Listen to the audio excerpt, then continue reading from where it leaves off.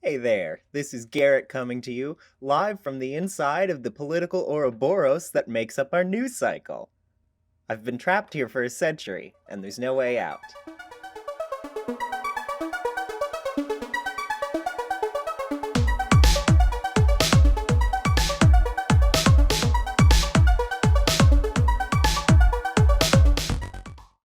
It seems like about every 6 months or so, conservatives remember that trans people exist, and they ask themselves,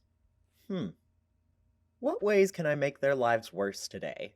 Introducing the over 80 bills currently pending in 30 states, most of them specifically dealing with trans people's access to bathrooms and trans children's access to public high school sports. Very important and relevant topics for the times. I'm glad to know that our priorities are set straight. Now, in the surrounding conversation that's been had, not just about these bills, but about trans people in general on the right, we've gotten a chance to really look at some of the arguments they've made against this transgender ideology. more clearly. And those arguments I've found are usually focused on one of three things. Argument 1, biology.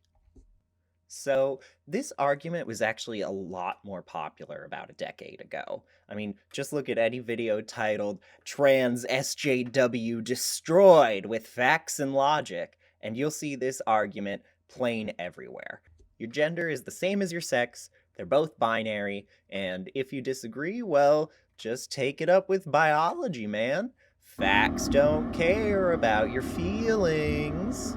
This is a topic that still comes up a lot in these arguments, but one of the cool things about it is that a decade ago, this was the argument. And since then, conservatives and other right leaning people have kind of had to shift off of this argument because plainly the science disagrees with them. Because we know that biological sex is bimodal instead of binary.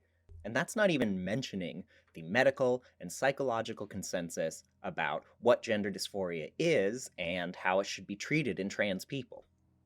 So that brings us to number 2, bathrooms.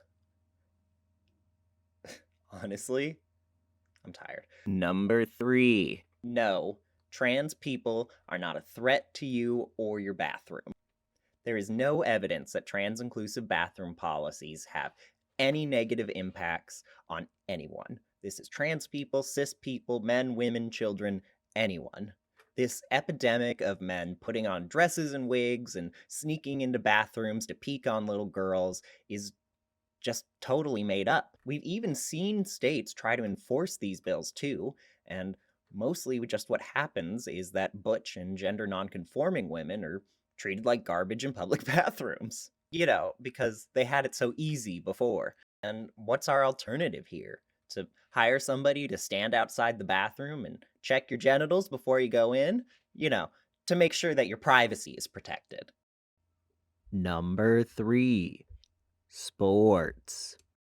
There's a lot to be said on the topic of trans people in sports, and most of that is because this is still an ongoing conversation between sports organizations, trans athletes, and medical experts in the field. To be clear, this is not the conversation that conservatives are having when they discuss trans women in women's sports. I could spend the next 20 minutes going over all of the current medical and scientific research on how hormone replacement therapy impacts stuff like muscle and bone growth, how it can impact athletic performance, and about all of the requirements currently in place for trans people to compete in events like the Olympics.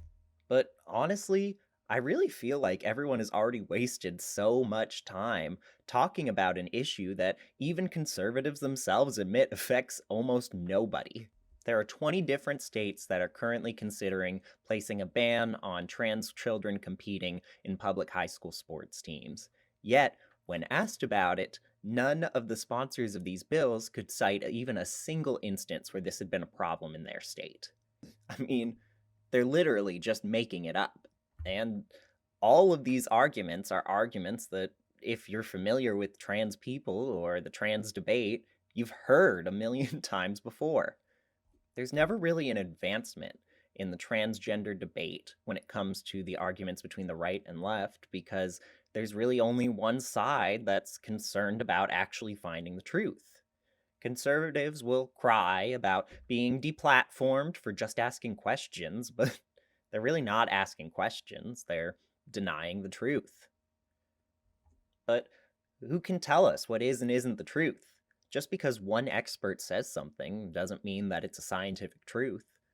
I mean, after all, we want to be able to think critically about what our media tells us and about what our experts tell us. We want to have a healthy skepticism about these studies, about our world, which is exactly why conservatives would never take anything at face value and only trust the most reputable sources.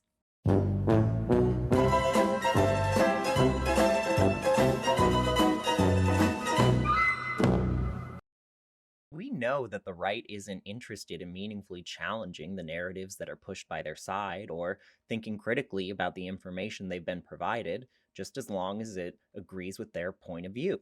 They don't ask questions, they come to conclusions. They've decided that climate change either isn't an issue or doesn't exist at all. The 2020 election was rigged by Hugo Chavez's ghost. And they've also decided that trans women are mentally ill perverts who want to steal your Olympic medals and molest your daughter. And nothing that's come out in the last 20 years from the scientific, medical, or psychological community will convince them otherwise.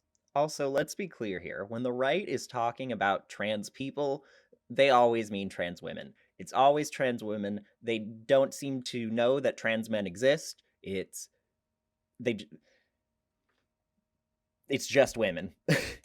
Now, with all of that out of the way, let's talk about the real important stuff. Memes. Many of you are already probably familiar with this. But for those of you blissfully unaware, this is the super straight pride flag. Super straight is the newest version of the same joke you've heard a million times before. Yes, it's literally the one joke. You had your clover sexuals, you had your trans agers, and now you've got your super straights.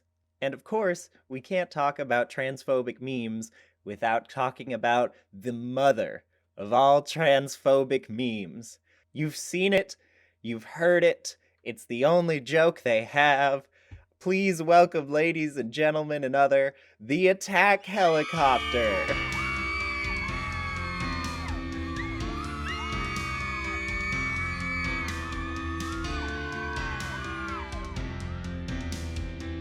So, tell us a little bit about yourself. I sexually identify as an attack helicopter. Ever since I was a boy, I dreamed of soaring over the oil fields, dropping hot sticky loads on disgusting forests.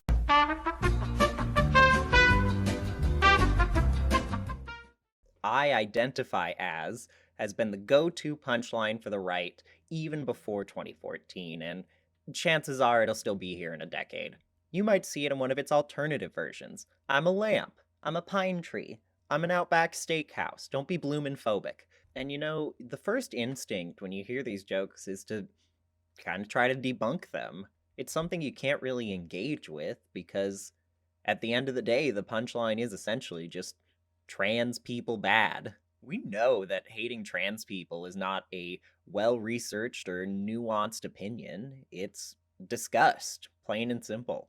And it's a disgust that they barely try to hide, if at all. Just look at what Lauren Witzke, former Senate candidate for the GOP, had to say to Blair White about what she and other trans people could do to help the Conservative Party. Children maybe watching my YouTube videos and thinking that they can be like me or transition or whatever. I don't really know how much you know about me, but I'm probably the most vocal anti-children transitioning person on the internet. It's what I'm. Right. I let you speak. The best thing you can do for us is grow out your mustache and tell people not to live like you. That is the best thing that you can do to help us.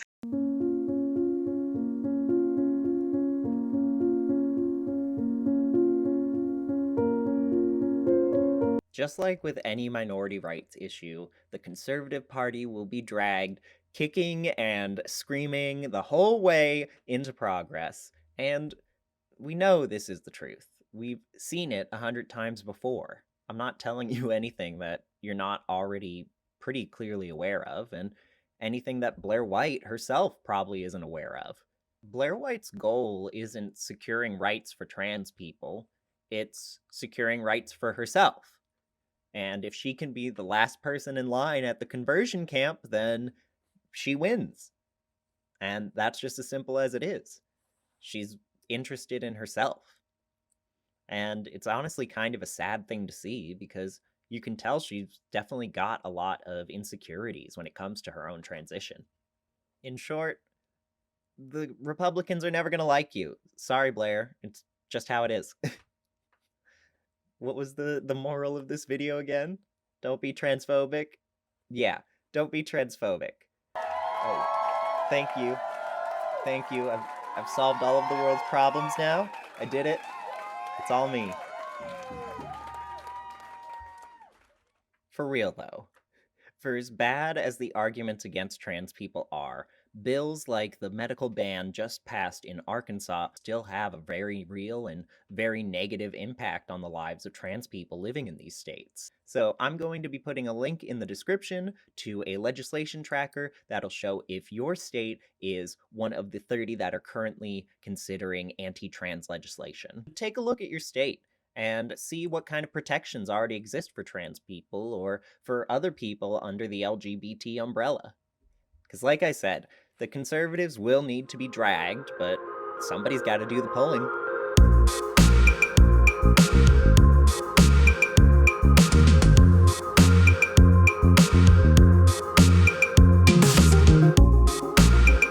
If you like this video, go ahead and leave me a like, maybe a subscribe if you're interested. I guess hit the bell. Or you can follow me on Twitter and look at all the dumb stuff I post there. Thanks for watching, and I'll see y'all next time.